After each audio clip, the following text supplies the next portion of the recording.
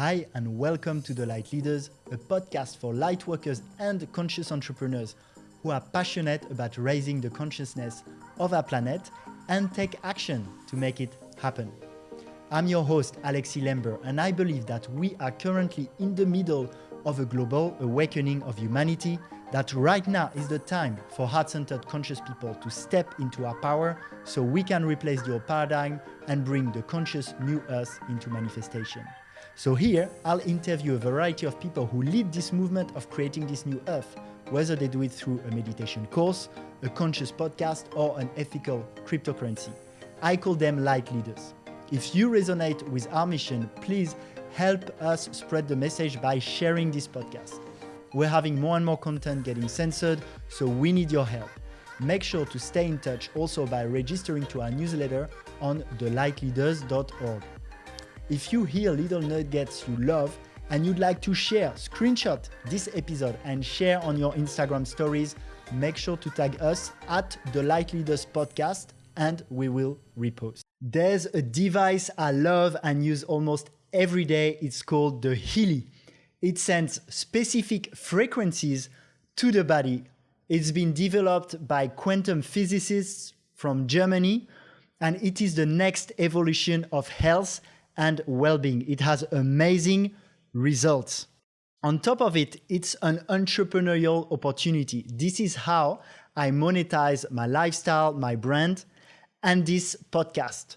So if you're interested in getting this amazing device for yourself, or also in the entrepreneurial opportunity, I would love to help you. You can go to www.thelightleaders.org/Hanalei, Healy. Hi, and welcome to this new episode of The Light Leaders. Today I'm with Hanalei Swan. She's a 14-year-old entrepreneur who created a 6-figure eco-friendly fashion brand at the age of 11. And you've already traveled to 56 plus countries. You're the author of this book also, How to Be and Raise an Unstoppable Kid. You've spoken on many stages. You're an artist. I'm so happy to have you here. And for the little story, I've been wanting to interview you for the past year and a half. So happy it finally aligns here in divine timing. And I'd like to ask my first question straight away. What are you grateful for today, Hanalei? Well, thank you for having me today. I'm really grateful to be able to be here and to be able to talk and share and really open our hearts to the world and be able to send such a positive message out. Personally, I'm also truly grateful for the trip that I was just on with my dad. Yesterday was Father's Day, so we got to have an amazing time in Sumbawa, which was just beautiful. So that's what I'm grateful for today, and I'm grateful that I'm able to be here in sunlight, in love, in happiness, and I'm able to, just be a part of this life in this world. So that's what I'm grateful for. Thank you so much, Hanalei. Thank you. And I'm so excited to have you because in this podcast, I really like to showcase people who are in their power and also challenge some conditionings of how things should be. I've had your mom a few weeks ago. Yeah. We'll have your dad next week. And it's really amazing to see what you've achieved in only 14 years in this incarnation. And I think it can, the first time I saw you was at a mastermind by Virginia Salas Castillos that has been on that podcast also a year ago. And I was blown away. And it really rewired what I thought was possible, So, I think that's very exciting. And I'd like to ask you, I like to start my interviews with what's your greater why? What's really calling you right now as a mission for the world? Yeah, so my reason of being and my reason of just creating and doing is I feel like selfishly it's for my own happiness. Just being able to create and live in a space where I get to do what I love. And when I was 7 years old, I got asked, what do I want to be now instead of what do I want to be when I grow up? And that's what really started everything for finding happiness and finding who I am as a person. And as I've came along this journey of only 14 years, which is crazy to think, of just my lifetime, my whole goal has just been able to do what I love, and which is creating and making. And if I can inspire others to take action on their dreams and goals, that's my why. That's the reason I am here, is to create and share and inspire others to do the same. So we can live in this beautiful world where we are treating the earth with kindness, where we are able to do what we love and live in happiness. So that's my why. Yeah, it's a beautiful why. And I feel it's like there's two angles of it is well, first, as a person, even if you were an adult already, you'd be super interesting to interview for all these reasons. And at the same time, it's really interesting to be able to see that at such a young age too. So there's been a lot happening for you already, but your main project as an entrepreneur has been slow fashion. Yeah. Can you speak a bit about why it's been important for you? Yeah, so fashion for me, as I've already talked about and mentioned, when I was 7, I got asked, what do I want to be now? And that was something that started everything, started taking action. And so immediately after my parents asked me, what do I want to be now? I immediately asked them, can I have $20? Can I have $20? Yeah. And so I took that money and I invested it into what I have now, which is like my fashion brand. And so what I did was I bought threads, fabric, needles. And so in this moment, I was still thinking, what do I want to be? What do I want to do? I want to make a business like my parents, because they always told me growing up, always do what you love. Always do what matters to you most.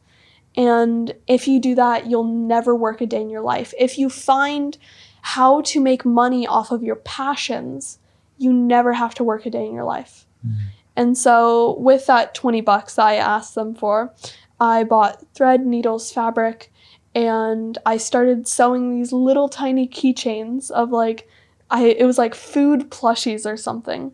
And so at my parents' events, I would go up to their clients and I would tell them the story of, okay, what do I want to be? I want to be a fashion designer.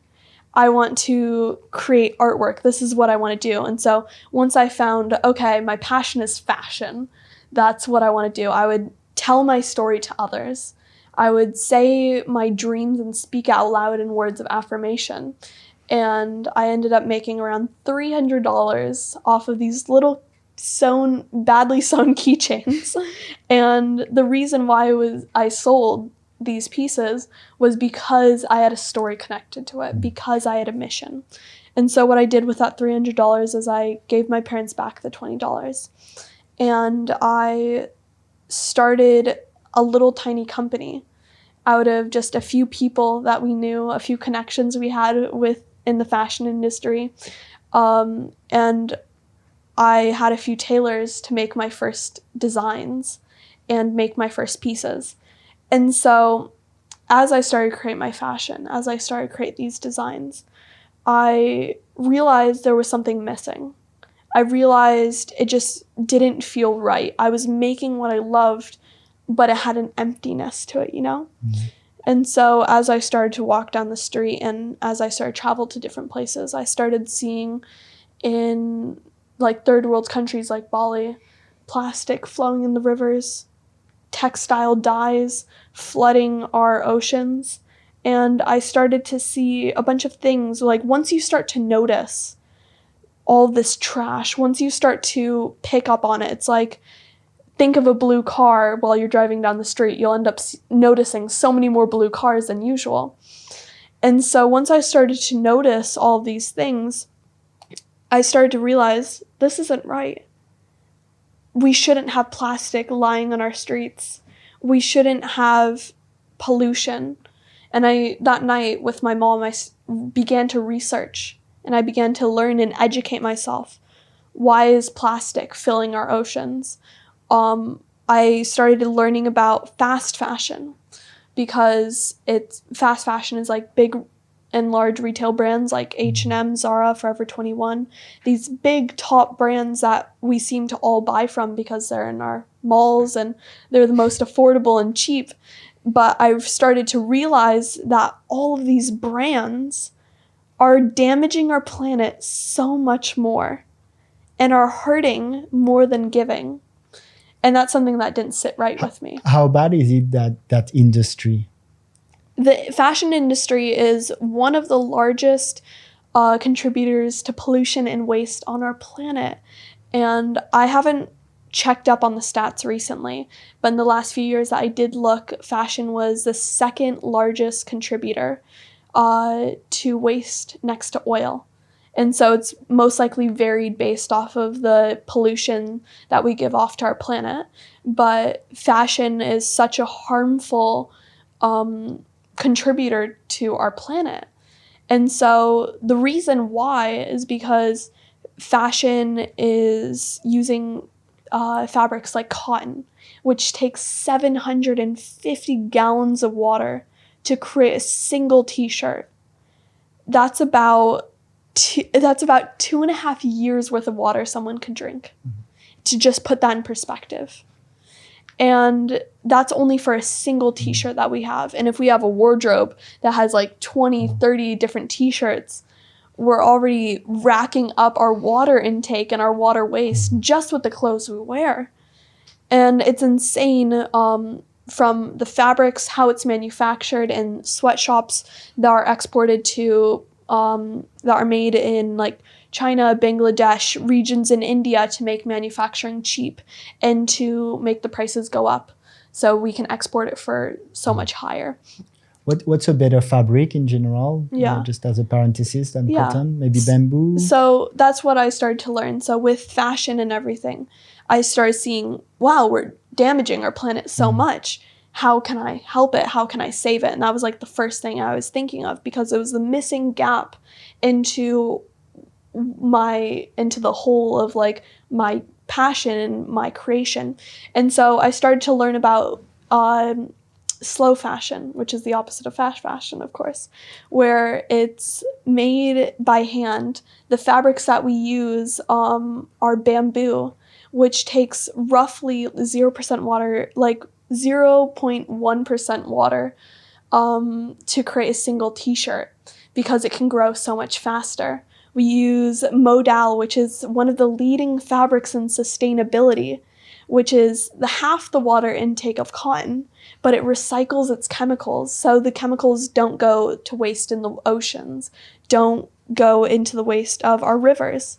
And so using materials like this are already helping our planet so much more by just being more conscious. And then also one thing that I wanted to do is I wanted to make and treat my workers not like robots and machines, but like actual genuine people. So paying them a living salary so they could feed their family, so they could have a home to be able to pay for their food, their petrol, and like their home was so important to me. And so that's what I'm doing. And adding into my fashion, making sure I can help not just the earth, but the people I love and the people that work for me. And really creating a space of like conscious creations. So that's my goal, and that's what I've been doing for the last few years now. And you've been very successful with it? Yeah.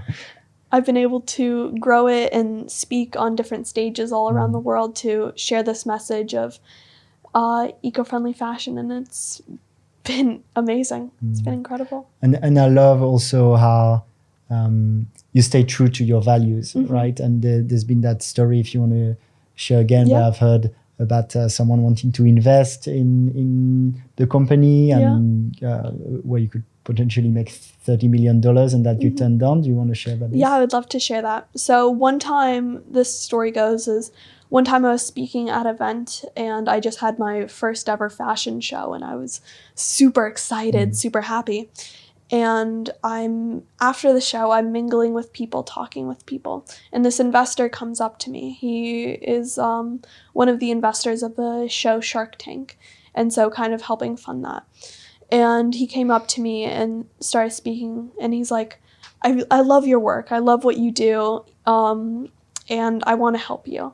He's like, what are your biggest dreams? What do you want? Do you want to be on the cover of Vogue? Do you want to be in Fashion Week? Like, I can help you get on billboards, all these things. And my mind is like a 12-year-old, like 11-year-old. I'm like, oh my God, I could be this. I could do this. Like, my idols are like that. This is like what I want to be. And so he's like, I can help all of this. I can help make you go big. And so he's like, okay, I want to invest $30 million. And in my head, I'm like, 30 million, that's a lot of money. And so he said, I want to invest $30 million to help you fund this into the right direction. And then he told me, but I want 70% of your company. And that's how I'm going to be able to help you, is if I can take a profit in your company, we can do this together. And he told me, he's like, if you want to do this, we would have to make our production bigger. You wouldn't be able to have your small little factory in Bali. We would have to export to places like China, Bangladesh. We'd have to get bigger factories. And we might have to use cheaper materials that are easier to get, like cotton.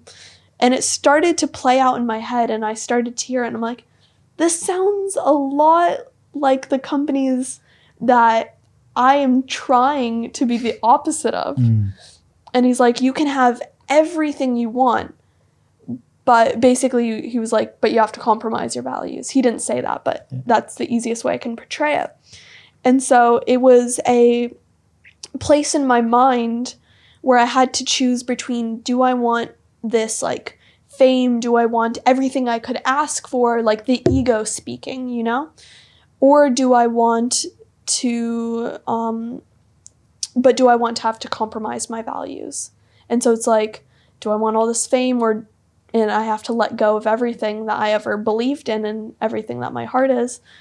And so that was kind of the decision I had to make, if I was going to take it or just continue the path I was already on. And I ended up turning it away because I'm like, it's not staying true to my values. It's not staying true to my heart.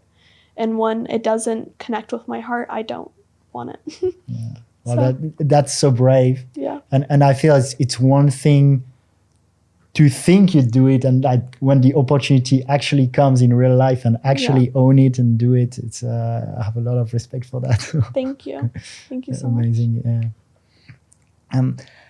Yeah.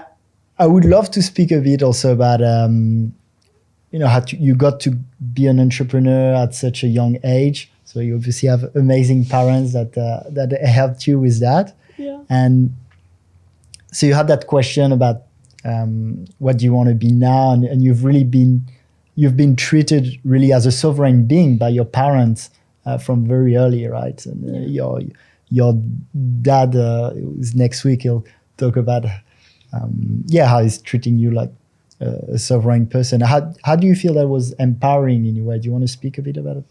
Yeah, could you phrase the question again? Yeah, how was the education of your parents very empowering for you? Okay, so as I've grown up, I've grown up traveling the world. I've grown up living, really never having a home apart from just everywhere. I consider the world my home. And so I've been traveling since I've been born, and my parents I've always lived with entrepreneurial parents, always thinking about what can we create, what can we do, working from home and being your own boss and radiating that energy of empowerment. And like, I work for myself, I can do this on my own, and having a great support group of connection and people everywhere with different views and being open-minded. And I've always grown up attending my parents' speaking events. And since I've been 6, my mom has been bringing me up on stages and having me speak on stage, even though I barely spoke at that age. I was like introducing myself, and it was such like a big thing and learning curve in my life. And so how entrepreneurship has affected me and how my parents have grown up with me, I think it's affected me in such a beautiful way of they've always wanted to support me. They went through their entire life of having to live by a standard of go to school, go to high school, go to college, get married, get a job, retire, then you can do what you love, then you can just have fun and like create whatever you want. Instead of just being happy and creating what you want, you have to get a job first. Have you been going to school much? So I actually, funny enough, I decided to drop out when I was around 11 because the education system, it didn't work well with who I was and where I wanted to go. But until 11, you would go to school? Until 11, I decided to stay in school because I'm an only child. So I've always wanted to be around people, and I wanted to feel like I had friends. And so I wanted to be in kind of that social group, even though I'd leave like every other month. But I went to school until that age. And the last school I went to, it was just a lot of back and forth of like starting my company and like really devoting myself into my passion, and also having to deal with like the education system and going to school for like 6 hours a day or 9 hours, I can't remember how many hours, and then having to go to work like, okay, I gotta go to the studio now and I gotta make a new collection and stuff. And it was just a lot of back and forth where I felt like I never had any freedom, you know, and I felt trapped. And the school system put me in a really big lock of like, I got bullied. And so my friends would like do jokes, like they would put my old videos of me as a baby of like doing these little videos on my phone with my mom and dad, and they would put it on the school projector and all laugh at me because they're like, oh, so funny. And so that like brought down my self-esteem so much. And for like a few years, I never wanted to create a video. I stopped everything with my business. I didn't want to do anything because I didn't want to be laughed at. And it was that trauma that was in my mind. And so I realized that this school and the education system isn't doing well for me at this moment in my life. So I decided to drop out and start doing homeschool instead, so I could balance my work, my fashion, my passions, and also being able to learn and grow at the same time in a conscious way. And so I think it was one of the I think it was one of the best decisions I made, not just for my self-esteem and who I am as a person, but also for my personal growth and finding love in myself again. And so I think that was something so valuable that I lost. So yeah, it's interesting because of course when I look at you, I have so much admiration, and I'm sure so many people also are almost very intrigued. How can you be so mature in a way at such a young age? I remember at that mastermind where you spoke, there was someone after your speech who came to see you and told you you're gonna kill it when you're older, and you told him, I'm already killing it. I think I remember that. I thought like, whoa, it's not just like you have a well-prepared speech, it's like in your everyday embodied behavior, you already have that maturity and fun too. Yeah. And that's so beautiful to see.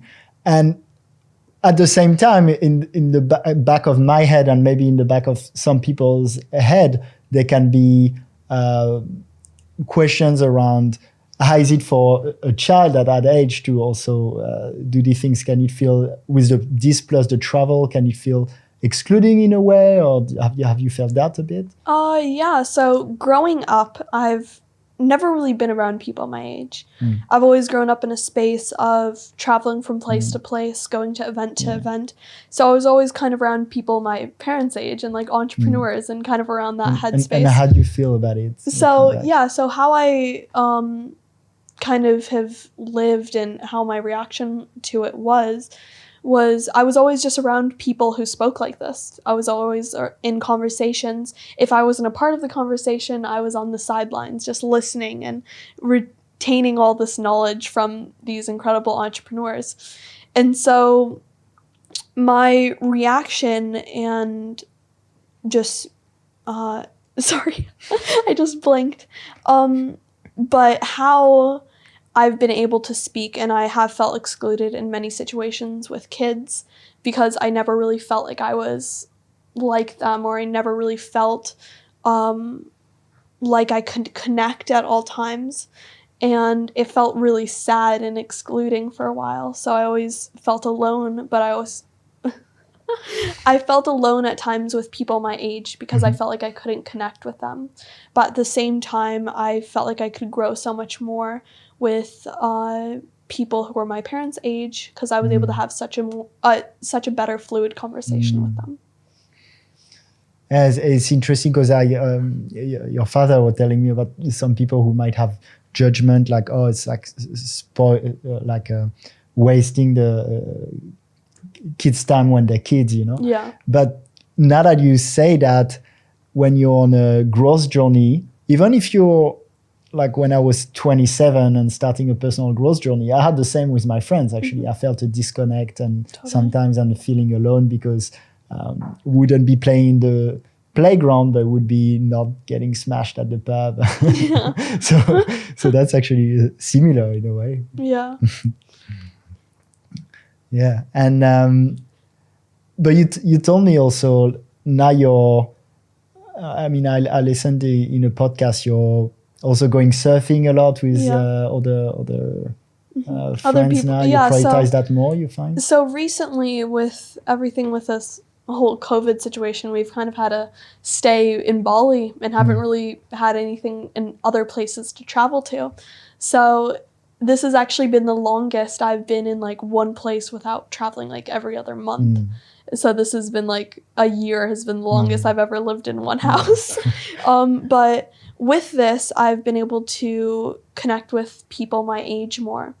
And for a while, I got really burnt out from speaking, from talking, from doing all this fashion stuff, and I completely pushed it away because I just felt so overwhelmed, and I got into a really dark spot in a place of I was having a lot more anxiety attacks.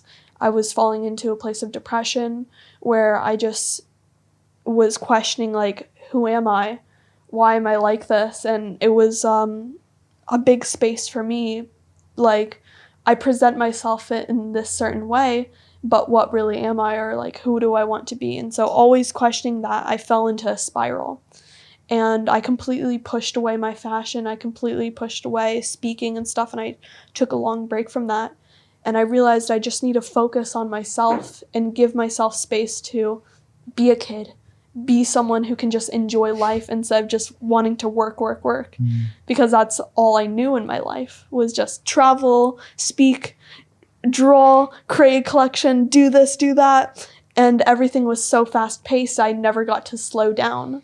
And so this last year has actually been so valuable for my mental health and so valuable for just being able to live with other people my age and connect. And I've fallen in love with the art of surfing and just the ocean with my dad. And so I've created like an entire friend group of surfers my age, and where we just basically rate all the breaks and just have a great time.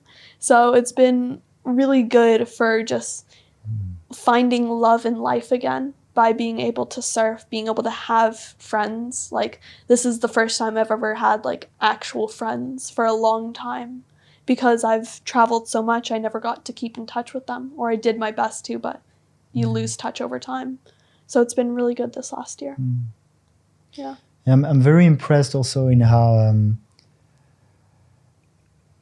like all this success, and you know, you've been in shows with half a million views, and it can be very easy to be in a box where success can become a bit of a golden prison in a way. And I find that you really dare to follow your heart. Yeah. And also, like, in my head, after like doing all these big events and like speaking on stages and stuff and like creating my collections, and when I wanted to step away from that, I remember this key point where I was speaking on a stage and I was just not having the best day. And the interviewer asked me, he's like, what is coming up for you? Like, what are you doing next? How are you in life? Like, a question like that. I can't remember exactly. And I literally said, I'm like, I have no idea. I don't know what I want to do. And I'm like, to be totally honest, I just want to step away from everything. Wow. And so being able to say that on stage and being able to speak that, it's like, it felt so freeing, and it felt so like, okay, I want to let go. And as I've given myself time to breathe and like find my passion again, I've been able to create so much more and improve at such a rapid pace. Because when you give yourself time to breathe, live, and find the joys in life, you can work so much more, and you can find your passion and fall in love with it again so much more. Yeah, that's so true. It helps so much sometimes to step back a bit and so much authenticity from doing that. Yeah. I'd be curious to know what are some of your favorite maybe spiritual practice or personal development practice that you so want to share? Kind of what I do every morning is my morning routine usually goes along the lines of write out affirmations. I spend like 15 minutes just like writing out like I love myself, I am accepted, I am empowered. So I love doing my daily affirmations, and I end up doing a meditation, or I wake up every single morning at like 6:30, 6 a.m. around that time, and I watch the sunrise, and that's usually just a really beautiful moment that I get to spend by myself. And I've always been an introvert, no matter how loud I can be or like what I've done with speaking. I've always been very introverted, so I value that time alone and that solidarity. And then I usually affirmations, watch the sunrise, take a meditation, and I love using tarot cards. I have a few decks I really love, and that's how I get in touch and kind of just reflect on the morning and what is my day to come. So that's usually what I do. And do you also have more intense, like retreat style? It can be ceremony or fasting or silence. Do more extreme practices like this?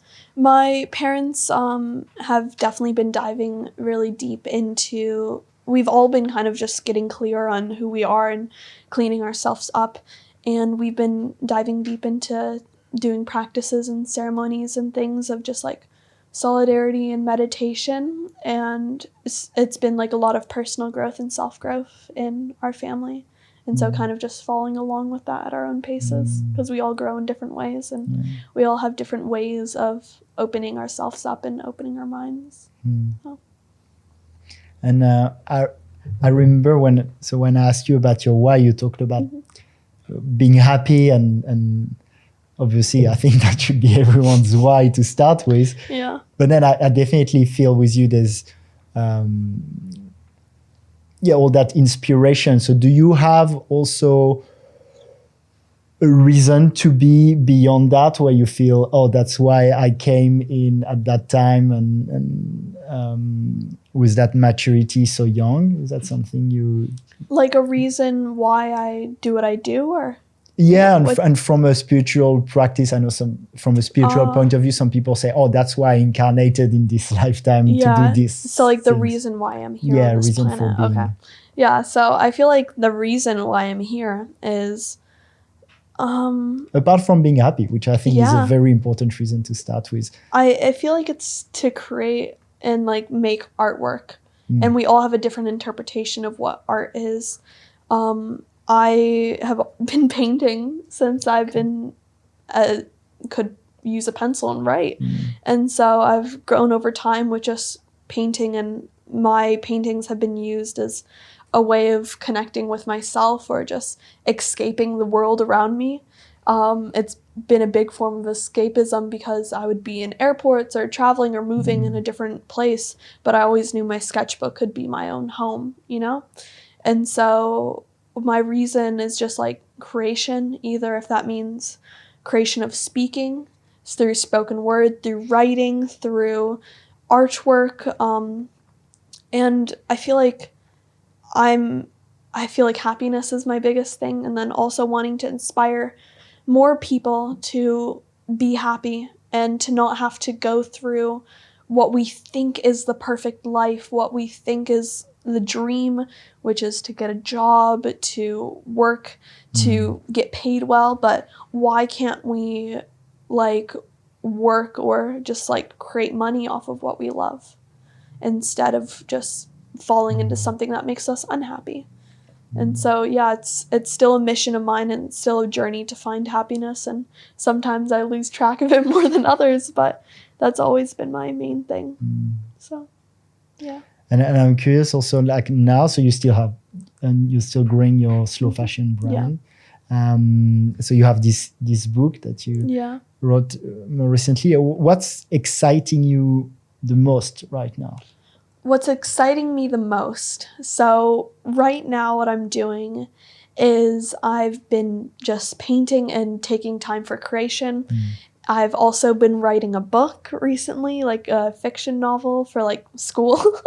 And I'm also writing a book with my mom called Women Gone Wild, and it's kind of about my story, and it has a chapter of a lot of different women all sharing their missions in life and inspiring people.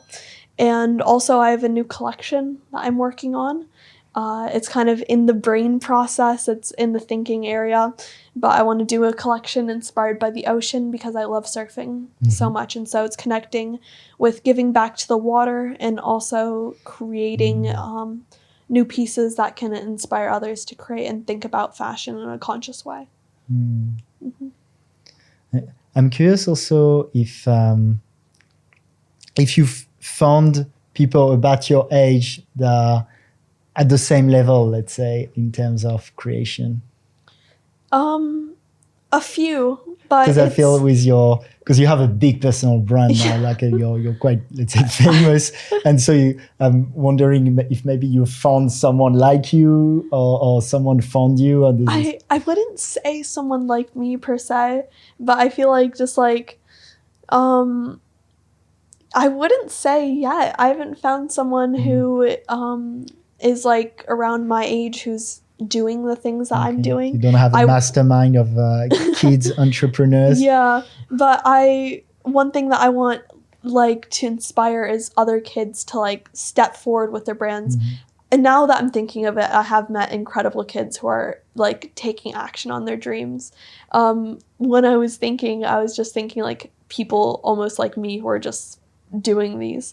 But there's so many kids, like I would run events with my mom to inspire the next generation of like groups of kids, to inspire them to do what I'm doing, which is just being happy, living your dream, and finding your passion at a young age, and being able to create whatever you want and learn how to monetize that and learn how to make it so you could live off of it.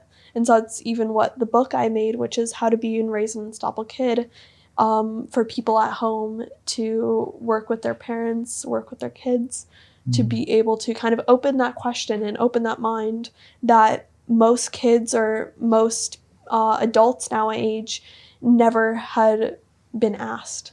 And so it's opening and starting that thought. Even if they don't take action on it right away, it's always will be there whenever they feel the need and have the want to take action. Plant a little seed. Yeah, planting a little seed.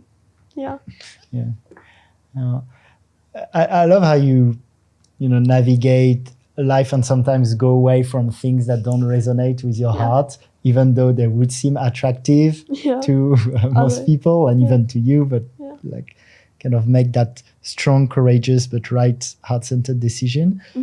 Do you have a process for tuning into the true desire of your heart rather than being distracted with more ego or fancy attractions? To be totally honest, I'm still trying to find that process. I feel like it's just, I like to do little check-ins with myself. I've recently been journaling like every day of just like random thoughts, no matter what it is, just like, okay, how am I feeling? Not too good, amazing, all this stuff. And it's kind of putting into like, what's making me happiest at this moment? Like, is it my artwork? Is it my fashion? Do I love speaking right now? And so like for the last few weeks, my big thing that I've been really loving doing is been writing. So I've been just like writing in a bunch of like paper, Google Docs, like all these things. So it's been huge on writing this week. Next week it'll probably just be a ton of artwork, and the next it might be a ton of fashion. It's all the flow of life. And that's what it is. It's just constantly flowing and constantly changing. It's whatever you feel in that best space to create and do.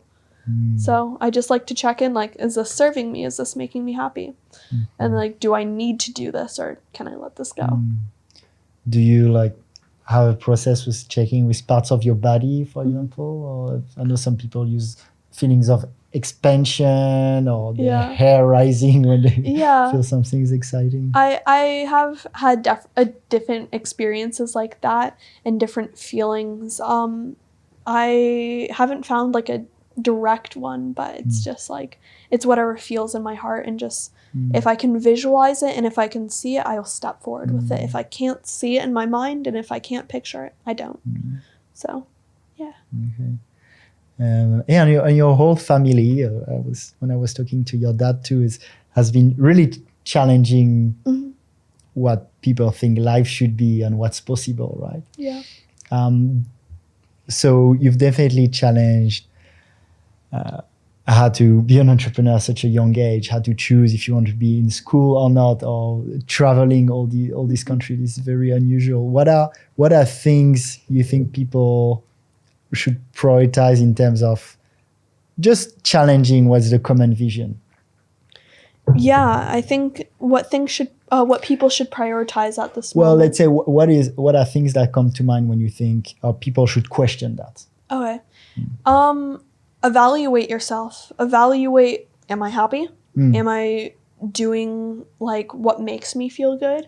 Evaluate, what are your hobbies? Like what are the things that you do in your free time that can either just be a hobby and just something that you like to do in your free time, or could it be something that you're like, I want to do this for the rest of my life, you know? So like, instead of thinking I need a job, thinking what are my hobbies and how can I make my work be something? Because sometimes hobbies are just hobbies, and they're just something like, I like doing this. And sometimes if you find the right one, you can be like, if I do this for the rest of my life, I would be happy with that.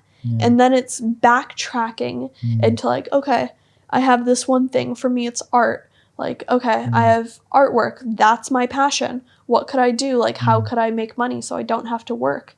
And it's like, okay, I could make a fashion brand off of that. Or, okay, I could sell my artwork online. I could do this. And it's finding what works and doesn't work, and remembering that failure is important for growth, and that failure is essential.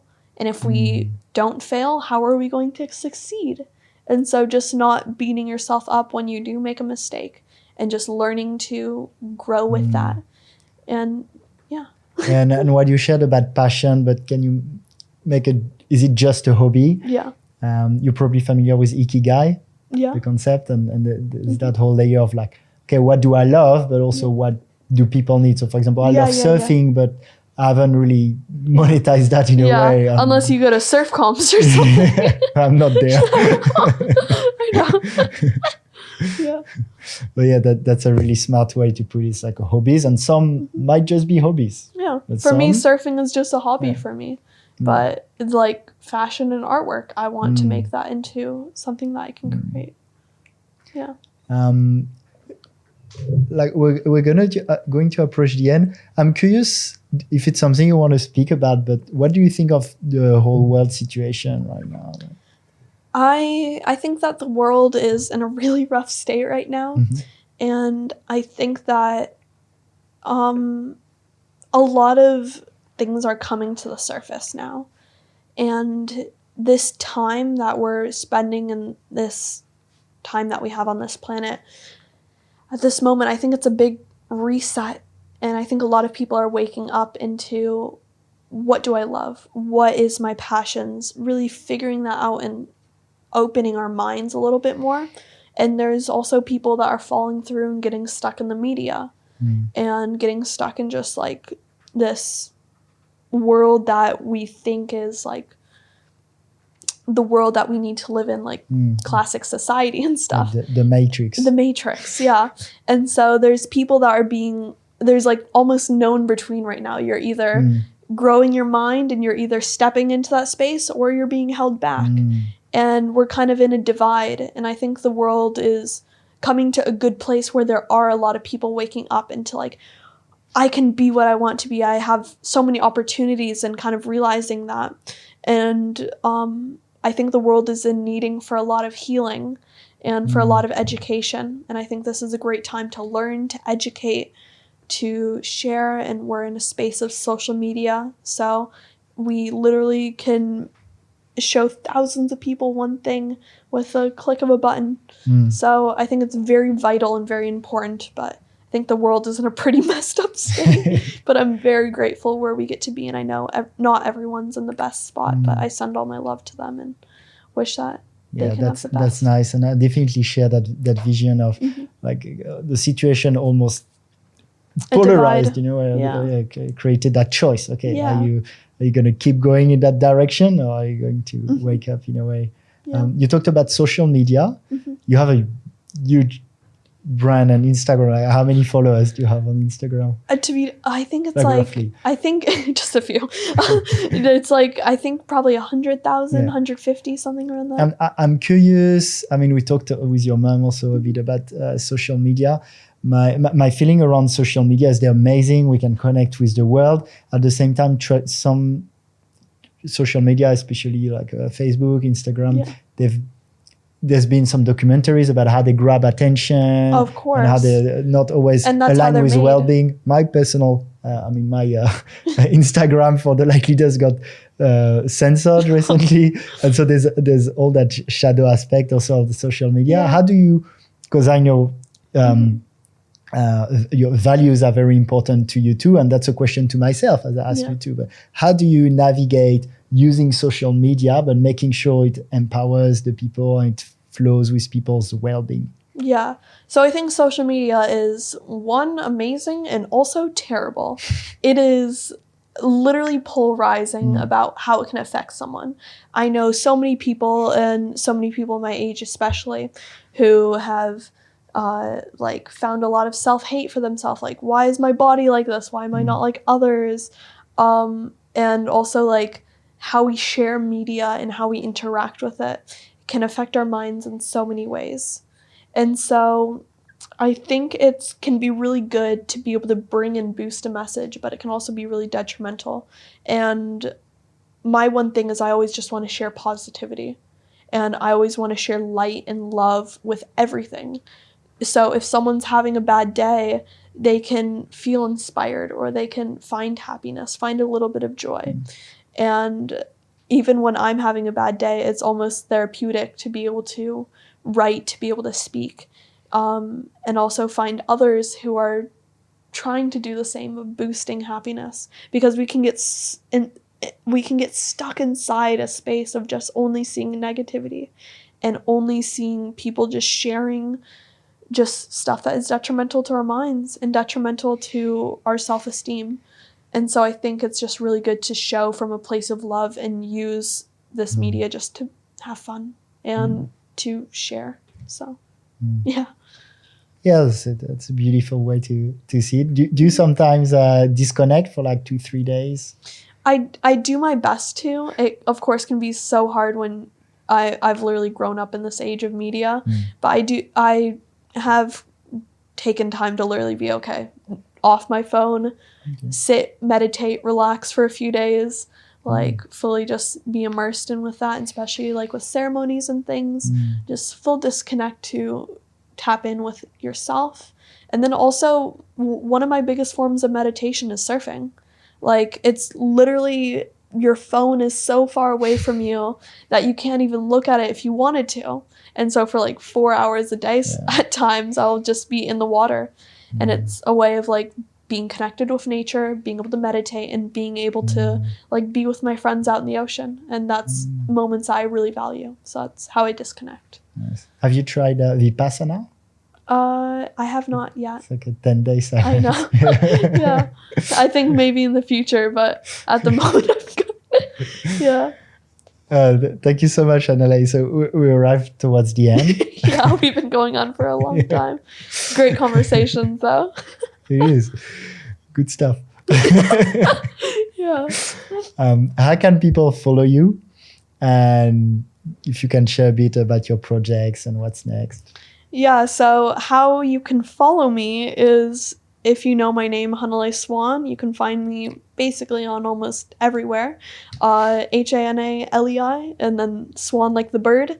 I have a website, which is hanaleiswan.com. That's where you can find all of my creations, from art to fashion, and where you can find some of my eco-friendly pieces. And a lot of new stuff is coming. A collection is coming soon, so wait for that. It's coming very soon, and I'm very excited. And I have a few books coming out, which is super cool as well. So stay tuned for that. Yeah. Thank you so much, Hanalei. And again, I'm so grateful for your courage to listen to your heart, and also for you taking the time to come here and share with the world what's possible. Yeah. Do you have any last word for the people who listen? Always follow your heart, follow your happiness, and follow what you love, and never stray away from your truest self. Aho. Aho. Thank you. Thank you, Hanalei. Thank you, everyone. Thank you for taking some of your precious time to listen to this podcast. If you stayed until the end, I assume it was insightful. So if you like this podcast, please share with friends. Remember that if you tag us in your Instagram story at the LightLeaders podcast, we will repost. Tell us what you've learned. You can also leave a review on your favorite podcast platform. Now, if you want to stay posted about new podcast releases, especially as we get censored more and more on big tech platforms, make sure to join our newsletter and our Telegram. You'll find the links on thelightleaders.org. And feel free to contact me directly too, whether it's for feedback or potential collaborations. Thank you again, and let's co-create the conscious new earth together. Thank you for watching my YouTube channel. If you like this video, don't forget to hit the like button and to subscribe to my channel.